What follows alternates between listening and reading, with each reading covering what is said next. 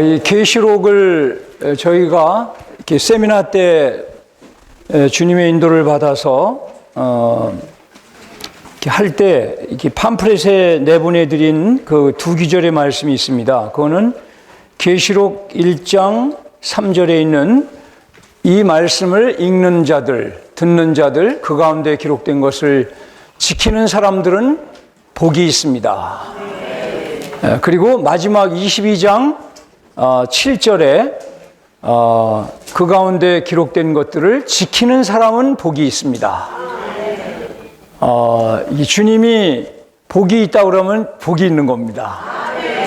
영 안에서 가난한 자는 복이 있나니 천국이 그들의 것입니다. 이것처럼 똑같은 복입니다.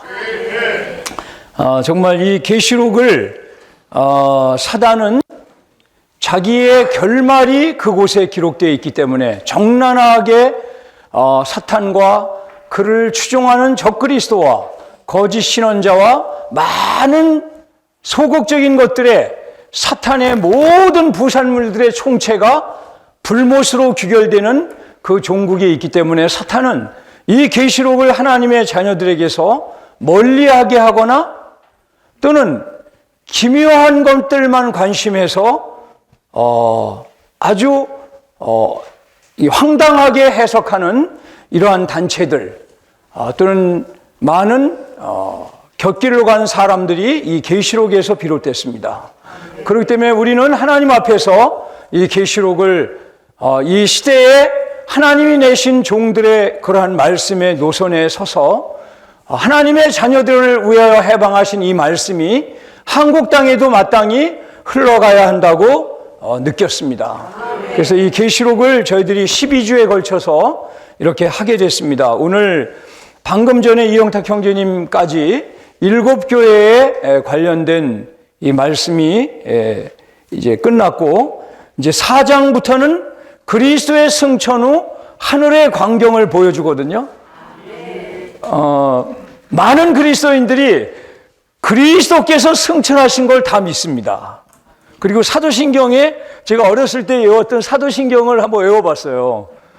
근데 뭐 줄줄줄 외우던 사도신경이 몇십 년을 안 외우다 보니까 생각이 안 나가지고 제가 좀 찾아봤는데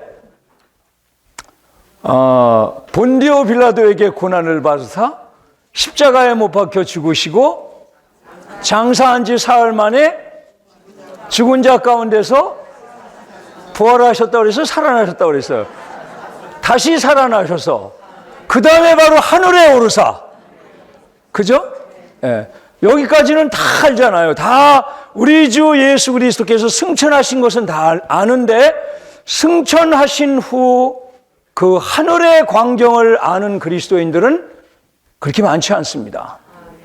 그래서 이 시간에는 다음번에 나오는 첫째 시간과 이 두 시간을 활용해서 우리는 승천하신 후 보좌의 광경을 보는 것입니다.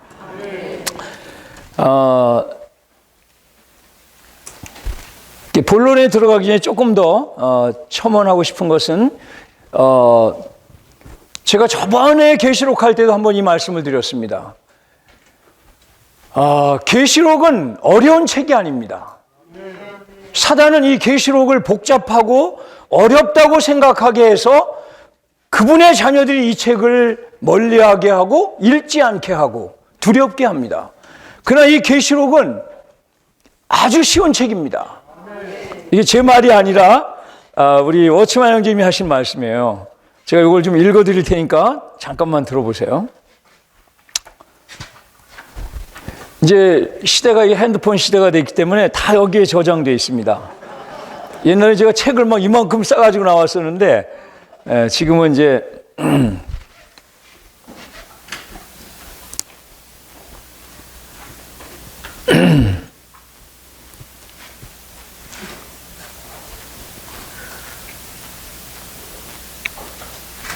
이게 뭐 또 없어졌는지 또 안 보이고 여기 있습니다. 예. 예. 계시록은 쉬운 책입니다. 우리는 오늘날 하나님이 회복하시고자 하시는 것이 가장 어려운 것이라고 믿는다. 이건 계시록이 아니라 그리스도의 몸의 건축을 말하는 것입니다. 아까 우리 신우 형제님이 정말 명언을 하나 남기셨어요. 비록 그것이 우리 란 형제님이 하신 말씀이지만 오늘날 우리 교회 생활의 패러다임은 건축이다. 이건 한 문장이지만 우리 일생을 통제할 수 있는 말씀이에요. 오늘날 우리가 놀라운 빌라델피아의 교회 생활을 하고 있다면 이 교회 생활의 진정한 패러다임은 건축이라는 것입니다. 이건 다만 우리 형제님의 말씀이 아니라 우리 주 예수님의 말씀이죠. 주 예수님이 가장 강한 어조로 무게 있는 말씀으로 너는 베드로다. 내가 이 반석 위에 내 교회를 건축하리니 음부의 권세가 이기지 못할 것이다. 이 성경에서 세운다는 말은 다 건축한다는 말입니다. 모든 것을 덕을 세우기 위하여 하라 할 때 이게 사실은 건축이라는 말이에요. 내 교회를 건축하리라는 그 헬라어와 모든 것을 덕을 세우기 위해 하라라는 그 세운다는 말이 다 동일한 건축이에요. 성경에서 세운다는 말은 다 건축입니다. 성경의 결론이 무엇입니까? 건축이에요. 새 예루살렘이 무엇입니까? 하나의 위대한 하나님의 최종 결론의 건축물. 12,000 스타디온의 장광고. 모든 것이 금으로 되어 있는 아주 순수한 뭐라고 그러죠? 순금. 수정 같은 그런 놀라운 금으로 되어 있는 12,000 스타디온은 2220km입니다. 어마어마한 것입니다. 이 어마어마한 건축물을 건축하시는 것이 우리 하나님의 최종 결론입니다. 요한계시록의 결론은 온 성경의 결론이고 하나님의 경륜의 결론이고 우리의 존재의 결론이고 교회 생활의 결론입니다. 새 예루살렘이 없는 사람은 결론이 없는 사람이에요. 새 예루살렘이 없는 사람은 갈 방향이 없는 사람입니다. 그렇기 때문에 많은 청년들이 술 마시고 노래하고 춤을 추지만 갈 데가 없는 거예요. 갈 목표가 없는 겁니다. 제가 100명의 청년들을 만나 물어보면 한두 명이 대답할까 말까 합니다. 너는 인생의 목표가 무엇이냐? 너는 그리스도인의 목표가 무엇이냐? 답변을 못해요. 왜 그렇습니까? 결론이 없기 때문에. 요한계시록의 결론은 뭡니까? 건축입니다. 그것은 모든 생명으로 시작하여 생명의 결론은 건축에 있는 것입니다. 만약 우리가 홀로 떨어진 보석이라면 가치가 없어요. 아무리 신령하여도 떨어진 돌은 헛되네. 우리 아현재님이 그런 비유를 들었죠. 어느 날 집회가 끝나고 아나하임에서 집회가 끝나고 집으로 가는데 걸어가는 길가에 돌이 하나 있었어요. 돌을 탁 찼는데 돌이 굴러가죠. 주님이 말씀이 있었습니다. 너는 저렇게 굴러다니는 돌이 될래? 건축된 돌이 될 것이냐? 성경의 결론은 건축입니다. 여기 지금 이걸 읽다가 또 옆으로 나갔지만 우리는 오늘날 하나님이 회복하고자 하시는 것이 가장 어려운 것이라고 믿는다. 바로 몸의 건축을 말하는 것입니다. 오늘날 우리가 가장 염려하는 것은 바로 에베소서 4장의 성취이다. 우리는 요한복음 3장 16절을 읽을 때 결코 그 약속이 이행되지 않으리라고는 염려하지 않는 것 같다. 우리는 두려워하지도 걱정하지도 않는다. 만약 어떤 사람이 한 사람이 믿었는데 영상이 없다면 어떻게 할 것인가? 믿었는데 결과가 없다면 어떻게 할 것인가? 라고 말한다면 나는 이것에 대하여 결코 걱정하지 않는다. 나는 신약을 200번 이상 읽었지만 다른 성경 구절에 대해서는 결코 걱정한 적이 없다. 요한계시록도 몇백 번 읽었지만 나는 역시 걱정하지 않는다. 그러나 나는 에베소서 4장으로 인하여 걱정하고 이 성경 말씀이 실현될 수 없을까 두렵다. 에베소 4장이 무엇입니까? 그리스도의 몸이 건축되는 것입니다. 온전케 하는 은사들에 하여 온전케 함을 받은 사람들이 사랑 안에서 스스로 건축되는 것입니다. 이러한 건축물이 나타날 때 주님은 다시 오시는 것입니다. 요한계시록은 바로 이 건축물의 완결, 새 예루살렘으로 결론을 맺습니다. 정말 이것을 기대하며 앞으로 주님이 우리에게 더 열어주시기를 바라고, 이제 이렇게 말씀하신 형제님이 50년에서 52년도에 마태복음을 세 번째로 강의하시면서 하신 말씀이 있어요. 그것도 제가 읽어드릴게요.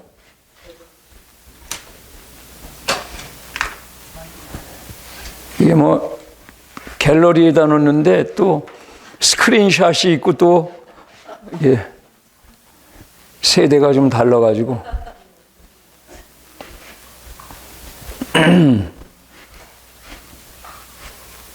예, 그러면 이걸 내가 잘 못 찾겠어요. 어디다 저장됐는지. 내용은 이런 내용입니다. 마태복음은 성경에서 가장 어려운 책이다, 이렇게 얘기하셨어요. 그러면서 마태복음은 계시록보다 10배가 어려운 책입니다. 이 말은 무엇일까요? 계시록은 마태복음보다 10배가 쉽다는 거예요. 그러니까 여기에 모이신 사랑하는 우리 지체들께서는 요한계시록이 쉽다는 것을 인식하면 사탄이 떱니다.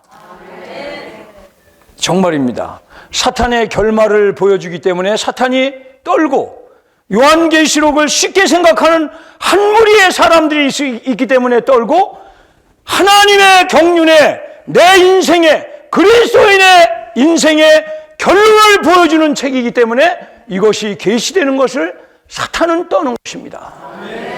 계시록은 그렇기 때문에 중요합니다. 더군다나 앞에 있는 형제님들이 해방하셨듯이 계시록은 1장 1절이 중요합니다. 예수 그리스도의 계시라. 계시록을 읽으면서 다른 것을 많이 아는 것은 그렇게 중요한 게 아니에요. 예수 그리스도를 아셔야 돼요. 예수 그리스도의 몸을 알아야 돼요. 예수 그리스도의 최종 결론을 알아야 합니다. 일곱인, 일곱 나팔, 일곱 대접, 열불, 이 모든 것들은 간단한 거예요. 1시간만 강의 잘 들으면 그냥 아는 거예요. 그런 것에 우리의 마음을 뺏기지 말고, 우리가 사랑하는 우리 존재의 각 부분이 되어야 하실 사랑하는 주 예수님을 더 아는 시간이 되기를 바랍니다. 우리의 생각, 감정, 의지에 요한계시록을 들으면 들을수록 주님의 마음을 알고, 주님의 갈망을 알고, 나의 빗나갔음을 알고, 나의 패배함을 알고, 내가 얼마나 구원받아야 될, 피로 씻겨져야 될, 더 훈련받아야 될, 더 온전케 되어야 될 사람이라는 것을 안다면 이건 정말 요한계시록에 참석한 의의가 있는 것입니다. 어제 그저께 오늘도 사실은 제가 거기를 참석해야 되는데 중요한 일 때문에 참석을 못했습니다. 전 세계적으로 장로들과 책임 형제들을 훈련하는 훈련이 국제적으로 벌어지고 있어요. 저는 놀란 것이 우리 거기에서 미노르첸 형제님이 이렇게 말씀하셨습니다. 이 현장에 800명의 형제님들이 참여하고 있습니다. 그런데 줌으로, 인터넷으로 5,000명 이상이 참여하고 있습니다. 이거는 놀라운 것입니다. 사탄은 코로나를 통해서 성도들의 모임을 회방하고 제어했지만 하나님은 승리하시는 분입니다. 오히려 더 강하게 이 마지막 때에 그리스도의 유일한 한 몸이 그 간증이 나타나서 주님의 신부가 예비되어서 오실 길을 준비하게 되었습니다. 아까 첫 번째 시간에 우리 김현숙 형제님이 우크라이나와 러시아의 전쟁이 이후에 군대를 강화시키고 사우디아라비아와 이란의 이러한 연결을 통하여 이스라엘을 더 고립시키고 이 모든 국제 정세가 사랑하는 주님이 오실 발자국 소리가 더 가까이 들리는 것입니다. 주님이 정말 이러한 계시록을 통해서 우리를 더 주님을 사랑하게 하고 더 그분과 어울리게 만들고 더 그분을 기다리는 한 무리가 되게 해주시기를 원합니다. 자, 그러면 말씀을 읽는데 10분, 이 개요를 보는데 10분 하면은 아마 의무를 다하고 또 주님이 우리에게 주시는 말씀을 같이 나눌 수 있기를 원합니다. 계시록 먼저 말씀을 하나하나 읽으면서 보좌 위에 주님이 승천하신 후 보좌 위에 하늘의 광경입니다. 오늘은 하나님이 보좌에 앉아 계시고 다음 시간에 아마 박영주 형제님이 그걸 강의하실 것 같은데 사자 유다 지파의 사자 어린 양이신 그분이 등장하시고 그분이 경배를 받으시는 게 나옵니다. 오늘은 우리 하나님, 유일하신 우리 하나님이 경배 받으시는 것이 이 4장의 광경입니다. 1절, 이 일들이 있은 후에, 즉 2, 3장에 있는 7교회, 지금 있는 7교회의 이러한 상태를 다 계시하신 후에 이 일들이 있은 후에 내가 보니, 계시록은 내가 봐야 되는 겁니다. 우리 영탁 형제 말씀하신 대로 듣는 것만 가지고는 부족해요. 내가 눈이 열려서 봐야 합니다. 내가 보니 하늘의 문이 하나 열려 있었습니다. 내가 처음에 들었던 나팔 소리와 같은 그 음성이 나에게 말하였습니다. 이리 올라오너라. 이 일들이 있은 후에 일어나야 할 일들을 너에게 보여주겠다. 이런 말씀을 이렇게 기도로 읽을 때 우리는 이렇게 기도해야 합니다. 저는 그렇게 기도했습니다. 주 예수님,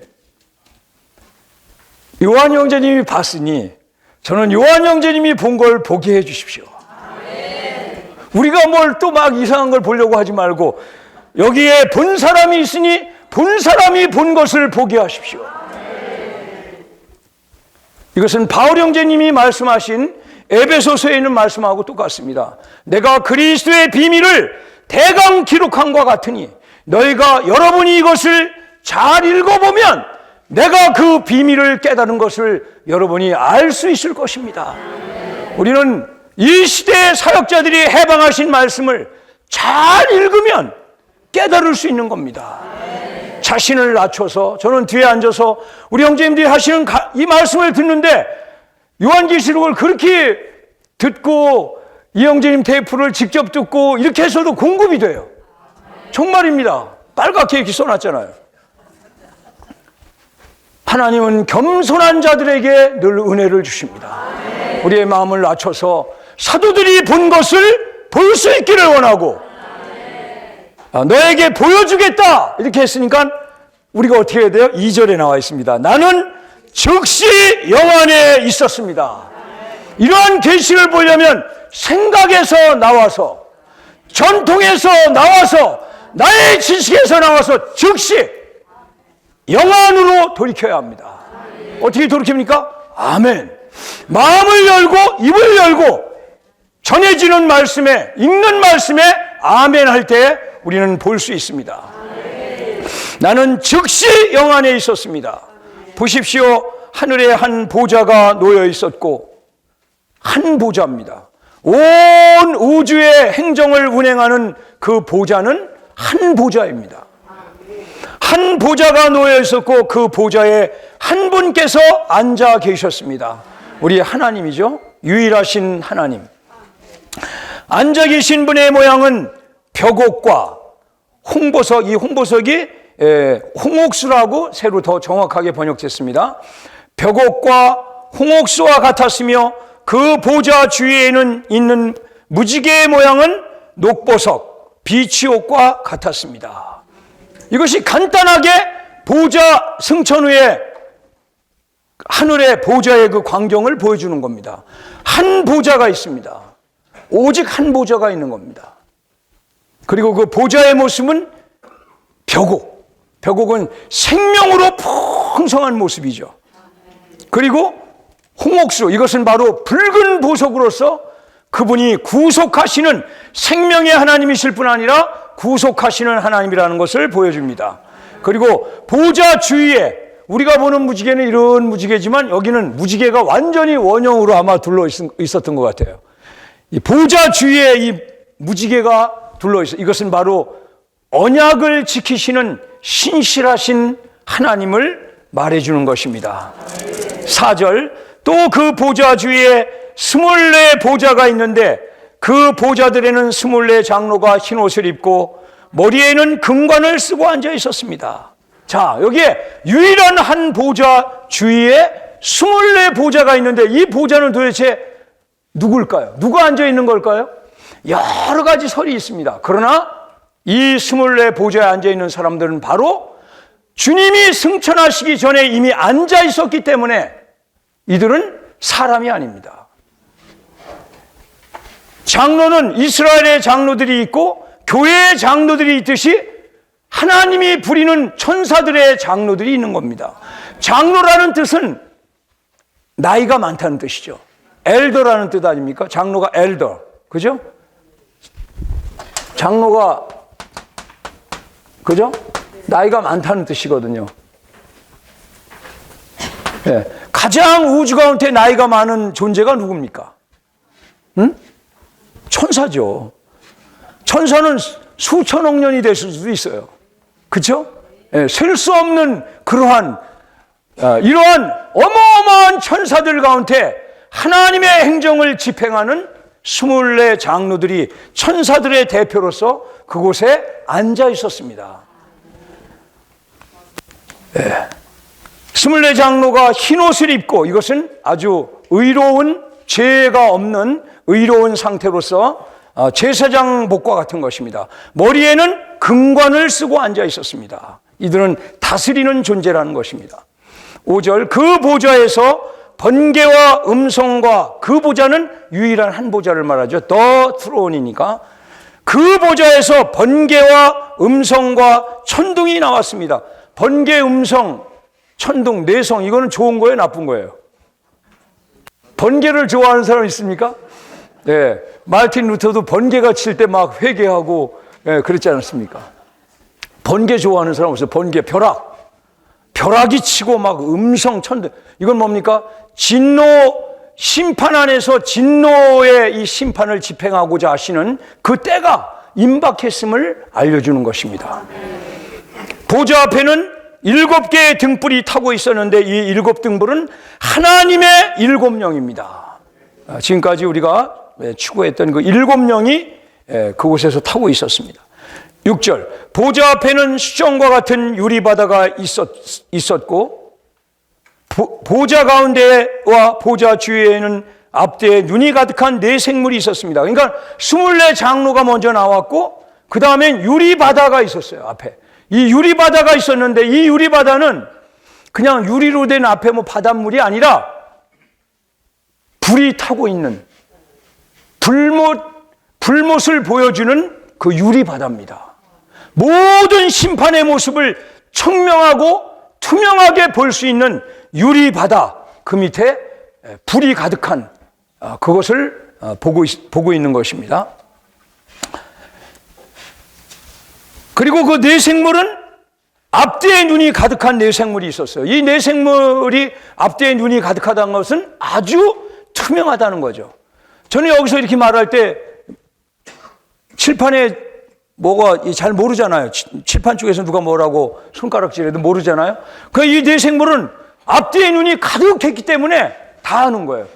이영재님, 여기에 이 리튼 메시지에는 없지만 이영재님이 이걸 이 말로 전하실 때는 이 4 생물은 막 창자 속에도 위 속에도 막 눈이 가득하다. 내시경이 필요 없어요. 네, 눈이 가득한, 이건 뭡니까? 아주 투명한 사람들. 우리는 이 4 생물처럼 투명한 사람들이 되어서 불투명함이 없기를 바랍니다. 이 4 생물은 이 온 피조물을 대표합니다. 첫째는 사자와 같았고, 사자는 짐승의, 그러니까 이건 뭐라고 하죠? 야생 동물을 대표합니다. 사자와 같았고, 둘째 생물은 송아지와 같았고, 가축을 대표하죠. 셋째 생물은 사람과 같은 얼굴을 가졌습니다. 인류를 대표합니다. 넷째 생물은 나는 독수리와 같았습니다. 조류를 대표하는 겁니다. 모든 피조물을 대표하는 네 생물이, 앞뒤에 눈이 가득한 네 생물이 보좌 앞에 있었습니다. 여기에 두 가지 피조물이 빠졌죠. 두 종류가, 첫째는 기는 종류가 빠졌고 영원 안에서 더 이상 이 기는 종류는 없습니다. 에덴 동산에는 뱀의 모습으로 기어 들어왔지만 영원 새 예루살렘에는 들어올 수가 없어요. 그리고 물고기는 노아의 홍수 때 안 죽었죠. 물고기는, 조류는. 그러나 영원 안에 새 예루살렘에는 바다가 있어요, 없어요? 예, 계시록에 바다가 없어요. 그러니까 여기에 어류가 언급되지 않은 것입니다. 8절, 네 생물은 각각 6날개를 가지고 있고 그 주위와 그 안에는 눈이 가득합니다. 그들은 밤낮 쉬지 않고 이렇게 외칩니다. 거룩하시다, 거룩하시다, 거룩하시다. 전능하신 분 주 하나님, 전에도 계셨고 지금도 계시고 장차 오실 분이시며, 저는 이것을 기도로 읽는데 거룩하시다, 거룩하시다, 거룩하다. 우리 속에 거룩이라고 할 때 뭐가 거룩인지 사실 잘 몰라요. 그냥 이렇게 아주 조용조용히 걸어야 거룩한 겁니까? 말도 천천히 해야 거룩한 건가요? 또는 죄를 안 져야 거룩한 건가요? 우리의 거룩의 관념은 여기에서 말하는 거하고 달라요. 오직 하나님만이, 우리의 삼위일의 하나님만이 거룩하십니다. 그래서 3번 거룩하시다, 거룩하시다, 거룩하시다. 저는 이 말씀을 기도했는데 너는 아니다, 너는 아니다, 너는 거룩하지 않다, 너는 아니다, 오직 하나님만 거룩하십니다. 9절, 네 생물이 보좌에 앉아 계신 영원 무궁히 살아계신 분께 영광과 존귀와 감사를 드릴 때, 자, 네 생물이 이제 먼저 살아계신 하나님께 이게 거룩하시다 하고서 그 다음에 뭐 어떻게 했습니까? 영광과 존귀와 감사를 드렸어요. 영광과 존귀와 감사.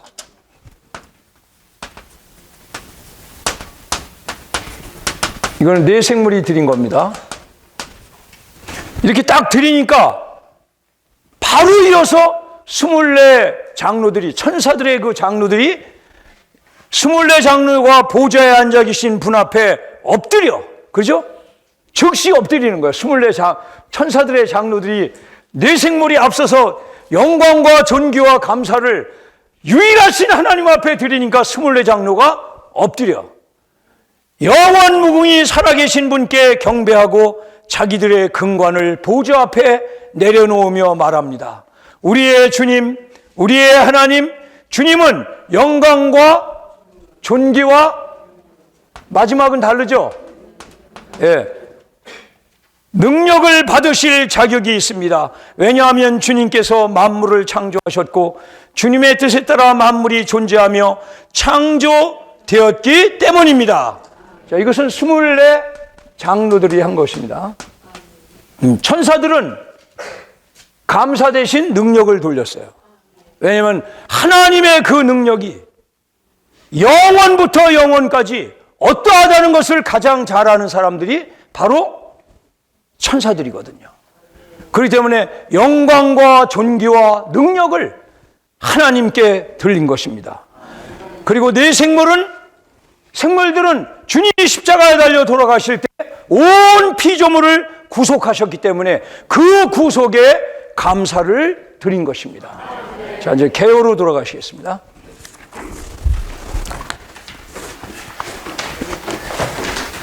하늘에 있는 보좌 A, 하늘이 열리는 조건. 1번 우리 형제님들께서 읽으시겠습니다. 하나님의 계획은 하늘에 감추어져 있다.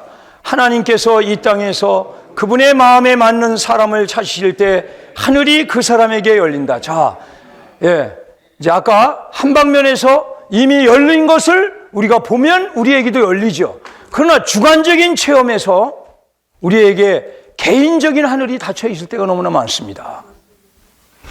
주님과 맞지 않는 말을 할 때, 주님과 맞지 않는 생각을 할 때, 주님의 감정과 다른 웃음을 웃을 때, 주님은 슬퍼하지 않는데 나는 슬퍼할 때, 이거는 이런 사람에게 하늘이 안 열려요.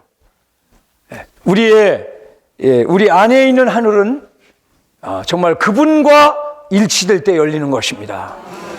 2번, 자, 우리 자매님들,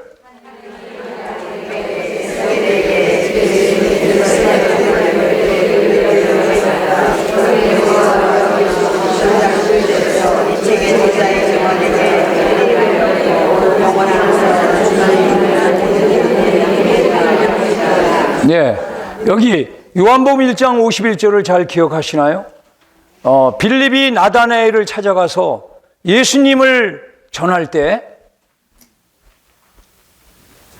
대답할 말이 나사렛에서 무슨 선한 것이 날 수 있냐 했더니 이제 더 이상 답변을 못하니까 빌립이 와봐, 가보자, 와봐라 하고 이제 데려갔는데 예수님이 뭐라고 그러셨어요? 빌립이 너를 부르기 전 내가 무화과 나무 아래에 있는 것을 내가 보았다. 이 말은 빌립을 나다니엘이 만나기 전 나다니엘은 그 전에 어떤 무화과 나무 아래에 앉아 있었던 거예요. 무화과 나무 아래에서 빌립을 만난 게 아닙니다. 주님은 빌립이 나다니엘을 만나기 전에 어디에 있는 것까지 다 아시는 분이에요. 그러니까 나다니엘이 깜짝 놀라가지고 그냥 거기서 뭐라고 그랬어요? 예? 뭐라고 그랬어요? 하여튼, 예? 하나님의 아들이시더라고. 하여튼 그랬더니 내가 너를 무화과나무 아래에 있다고 한 것을, 그래가지고 나를 믿느냐? 이거보다 더 큰 걸 볼 것이다. 인자 위에, 즉 이것은 영원 안에서 일입니다. 천사들이 오르락내리락 하는 것을 너희가 볼 것이다. 영원 안에서 우리는 이 하늘이 우리에게 다 열릴 것을 볼 것입니다. 그 전에는 자꾸 뭘 보려고 하지 마시고, 이 물질적으로 보려고 저는 그런 단체도 만나봤어요.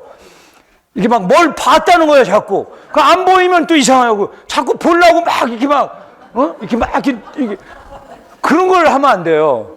여기서 그런 거는 인류 역사 6,000년 동안 몇 사람밖에 안 봤어요.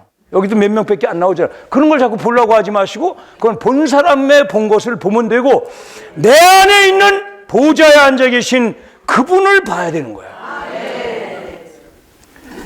B. 은혜의 보좌와 심판의 보좌. 1. 사장을 기점으로 해서 이 책은 하나님의 우주적인 행정을 밝혀준다. 요한계시록에서 하나님의 보좌는 하나님의 행정의 중심이다. 서신들에 있는 보좌는 은혜의 보좌인 반면에 여기에 보좌는 심판의 보좌이다. 지금은 은혜의 보좌이죠. 우리가 지금 이게 재미있게 말도 하고 또 이렇게 답변도 하고 이렇게 그러죠. 지금은 주님이 다 봐줘요. 예, 봐줍니다. 그런데 시간이 그렇게 많지 않습니다. 우리 시간이 그렇게 많은 게 아니에요. 제가 올해 70이 되다 보니까 주님을 만날 날이 가까워졌어요. 하루하루가 옛날하고 달라요. 하나님 만나는 것을 준비해야 합니다. 네. 그러기 가장 좋은 게 뭡니까? 지금은 은혜의 보좌에 계신 주님을 언제든지 돌이키기만 하면 만날 수 있잖아요. 아까 어떤 자매님이 저한테 질문을 했습니다.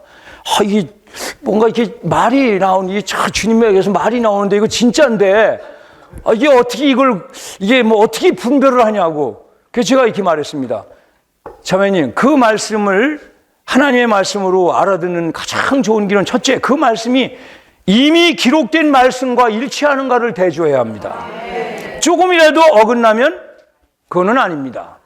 둘째, 영적으로 훈련을 해야 합니다. 영을 사용하여 이 말씀이 내가 스스로 하는 말인지 주님이 주시는 느낌인지 그거는 훈련하면 금방 할 수 있는 겁니다. 하나를 더 첨언해 드리면 지체들의 말을 들어봐야 합니다. 왜냐하면 지금은 패러다임이 건축이기 때문에 내가 아무리 오라도 건축이 패러다임이거든. 그래서 지체들이 아니라고 하면 잠시 멈춰서 우리는 주님의 긍휼로 참 형제님들이 함께 모일 때 내가 아무리 오라도 지체들이 반응 안 하면 얼른 이걸 집어넣어야 돼요. 그렇죠? 이걸 가지고 붙들고 늘어지면 그게 분열의 역사를 되풀이하는 징조가 되는 겁니다. 다시는 분열이 있으면 안 됩니다. 아까 개요를 읽을 때 모든 기독교 단체가 시작은 좋았지만 1세기를 넘지 못하고 분열됐어요. 셀 수 없이 분열됐습니다. 그러나 이 주님의 회복은 벌써 101년이 됐습니다. 3명이 떡을 떼므로 시작한 이 영광스러운 주님의 회복이 101년을 넘어가고 있습니다. 앞으로 주님이 오실 때까지 우리는 분열의 길을 갈 수 없습니다. 조금도 지체들과 다른 것이 느껴지면 멈추고 보좌의 음성에 귀를 기울여야 합니다. 자, 그 다음에 2번, 온 우주 특히 이 땅은 이 보좌 아래에 있다. 사탄이 공중에서 하는 모든 것과 사람이 이 땅에서 하는 모든 것이 하늘에 있는 하나님의 보좌 아래에 있다. 오늘날 사람들이 하고 싶은 것은 무엇이든지 할지라도 하늘에 있는 하나님의 보좌는 여전히 모든 사람과 만물 위에 있는 권위이다. 어떤 통치자가 임의로 사람을 죽이는 전쟁을 수행하고 억압하고 있는 것 같지만 왜 이렇게 오래 참으십니까? 라고 생각하지만 여전히 하늘 보좌의 다스림 아래 그 사람이, 그 권력이 있다는 것을 알아야 합니다. C. 보좌 주위에 있는 비치옥은 비치옥 모양의 무지개. 하나님은 다시는 홍수로 인류를 심판하시거나 인류 전체를 멸망시키지 않으시고 인류의 일부를 보존하셔서 이들을 새 땅에서 민족들이 되게 하시어 하나님께 영광을 돌리게 하실 것이므로 그분의 심판이 땅에 집행되는 동안에 그분의 언약을 지키실 것이다. 이 무지개는 하나님께서 인류에 대한 그분의 행정에 있어서 신실하심을 가리킨다. 이 장에서 하나님은 곧 인류를 심판하려고 하시지만 심판하실 때 그분은 노아와 세우신 언약을 지키실 것이다. 지금은요, 이 세대가 어느 세대입니까? 뭐가 옳은 건지, 뭐가 긴 건지 아닌 건지, 악을 선이다, 선을 악이다, 어둠을 밤이다, 어둠을 낮이다, 낮을 밤이다, 이렇게 말해도 뭐가 뭔지를 모를 정도로 혼잡한 것이 이 세상이에요. 그러나 보좌 위에 계신 하나님은 다 알고 계시고 측량하고 계시고 그분의 때 모든 것을 어김없이 집행하실 것입니다. 보좌 앞에서 타오르는 7 등불 정확하게 알고 심판하실 것입니다. 번개와 음성과 천둥은 하나님의 심판의 표시이다. 하나님께서 심판을 집행하시는 동안 그분의 7배로 강화되신 영은 비추고 살피고 심판하고 주입함으로써 하나님의 영원한 건축을 수행하신다. 이 심판은 결과적으로 거룩한 성 새 예루살렘의 건축을 가져올 것이다. 네, 우리가 통과하는 모든 종류의 크고 작은 심판은 다 새 예루살렘을 건축하기 위하여 그분이 우리에게 허락하신 환경입니다. 보좌 앞에 있는 유리바다, 이 유리바다는 물이 아닌 불로 되어 있다. 노아의 홍수 이후에 하나님은 다시는 물로 땅과 모든 생물을 심판하지 않으시겠다는 그분의 약속에 따라 항상 불로 사람에게 심판을 행하신다. 하나님의 심판의 보좌는 불꽃과 같고 그 불꽃에서 불이 시내처럼 흘러나온다. 하나님께서 심판하시는 불꽃은 온 우주 안에 있는 모든 부정적인 것들을 유리바다 안으로 쓸어놓을 것이며 이 유리바다는 결국 불못이 될 것이다. 유리바다는 하나님께서 불로 행하시는 모든 심판의 총체로서 마치 수정과 같은데 이것은 하나님의 심판 아래서 모든 부정적인 것들이 수정과 같이 투명하게 드러난다는 것을 의미한다. 여기에서 우리는 하나님의 보좌 주위에 무지개가 있는 것을 보는데 이것은 하나님께서 창세기 9장 8절부터 17절까지 기록되어 있는 그분의 약속을 지키신다는 것을 의미한다. 또한 우리는 불로 된 유리바다를 보는데 이것은 하나님께서 모든 부정적인 것들을 여전히 불로 심판하신다는 것을 가리킨다. 하나님께서 보좌에 앉아 계심, 벽옥과 홍옥수의 모습임. 벽옥은 풍성한 생명 안에 계신 영광의 하나님을 의미하고 홍옥수는 구속의 하나님을 의미한다. 구약에서 대제사장의 가슴바지에 있던 첫째 보석은 홍옥수였고 마지막 보석은 벽옥이었다. 이것은 하나님께서 구속하신 백성들이 하나님의 구속에서 시작하여 하나님의 생명의 영광으로 완결된다는 것을 의미한다. 보좌 주위에 24 보좌들에 앉아있는 24 장로들, 여기에 있는 장로들은 교회의 장로들이 아니라 천사들의 장로들이다. 왜냐하면 주님께서 두 번째 오시기 전에 그들이 이미 보좌 위에 앉아 있기 때문이다.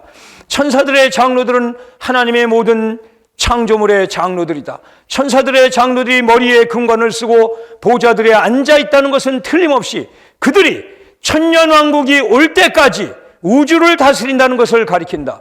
천년왕국 때에는 땅을 다스리는 권위가 이기는 성도들에게 주어질 것이다. 사람의 창조 이전에 하나님은 그분의 제사장들과 다스리는 도구로서 천사들을 갖고 계셨다. C. 보좌 가운데 보좌 주위에 눈이 가득하고 각각 6날개를 가지고 있는 4생물이 있음. 4생물이 눈으로 가득하다는 것은 그들이 조금도 불투명하지 않고 모든 면에서 수정과 같이 투명하다는 것을 가리킨다. 그리스도인들도 하나님의 임재 안에서 이와 같아야 한다. 우리가 눈으로 가득할 때 우리는 투명하게 된다. 4생물은 그릇과 수랍이 결합된 것이 분명하다. 스랍으로서의 그들은 하나님의 거룩함을 위하여 존재하는데 이 거룩함은 하나님의 본성을 가리킨다. 그룹으로서 그들은 하나님의 영광을 위하여 존재하며 이 영광은 하나님의 표현을 가리킨다. 따라서 그들은 하나님의 본성과 표현을 나타낸다. 하나님의 보좌 둘레에 있는 24 장로는 모든 천사를 대표하고 아멘. 내 생물은 다른 모든 생물을 대표한다. 아멘. 사자와 같은 첫째 생물은 야생 짐승을 대표하고 송아지와 같은 둘째 생물은 가축을 대표하며 사람과 같은 셋째 생물은 인류를 대표하고 독수리와 같은 넷째 생물은 조류를 대표한다. 예, 아멘을 크게 하셔야 7배로 강화된 용어를 사용하시는 겁니다. 아멘. 자, 지금서부터 아멘을 크게 하시면 영이 타오릅니다. 하나님께서 창조하신 6범주의 생물 가운데 2범주, 곧 땅에 기는 것들과 물속의 생물들을 대표하는 것은 여기에 없다. 하나님에 대한 경배, 우리의 주님, 우리의 하나님, 다 같이 큰 소리 읽겠습니다. 우리의 주님, 우리의 하나님, 주님은 영광과 존귀와 능력을 받으실 자격이 있으십니다. 왜냐하면 주님께서 만물을 창조하셨고 주님의 뜻에 따라 만물이 존재하며 창조되었기 때문입니다. 아멘. 하나님은 목적을 가지신 하나님이시며 그분 자신이 기뻐하시는 뜻을 갖고 계신다. 하나님은 그분의 목적을 성취하시고 이루시기 위해 그분의 뜻에 따라 만물을 창조하셨다. 이 책은 하나님의 우주적인 행정을 밝혀주고 우리에게 하나님의 목적을 보여준다. 따라서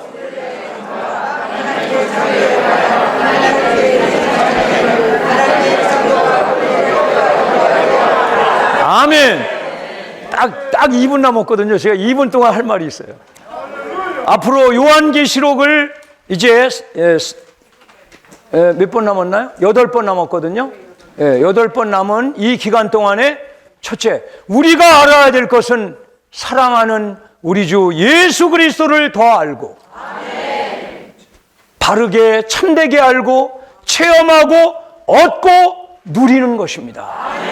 이것은 마치 바울의 고백처럼 나의 간절한 기대와 소망을 따라. 저는 어제 이게 엄청 부딪혔습니다. 자, 보세요. 이게 회복력이 이렇게 돼요. 나의 간절한 기대와 소망을 따라. 이게 바울이 로마의 옥중에 갇혔을 때 한 말이에요. 나의 간절한 기대와 소망을 따라 항상 그러하였듯이. 항상 그러하였듯이. 옥에 갇히든 안 갇히든 잘 먹든 못 먹든 비방을 받든 영광을 얻든 어떠한 처지에 있든 항상 그러하였듯이 지금도 매사에 그리스도께서 내 안에서 확대되기를 원하노라. 요한계시록 세미나에서 우리의 사랑하는 주 예수님이 우리 존재 안에 확대되기를 원합니다. 사랑하는 주님을 더 닮기 원합니다. 사랑하는 주님처럼 변화되기 원합니다. 사랑하는 주님의 건축으로 완결되기 원합니다. 주님이 우리 모두를 긍휼히 여기시고 끝까지 다름질하게 해주시기를 원합니다. 기도하시겠습니다. 사랑하는 주 예수님, 우리의 말보다 주님의 영 안에서 하시는 말씀이 훨씬 더 중요합니다. 오 주 예수님, 당신은 그 보좌에 앉아 계시지만 우리의 마음에 보좌를 정하셔야 합니다. 우리의 생각, 감정, 의지가 다 굴복되게 하시고 당신으로 변화되게 하여 주옵소서. 요한계시록 세미나를 끝까지 축복하사 이 땅에 한 무리에 이기는 이들이 모든 교회들에서 산출되게 하여 주옵소서. 사랑하는 당신의 이름으로 기도드립니다.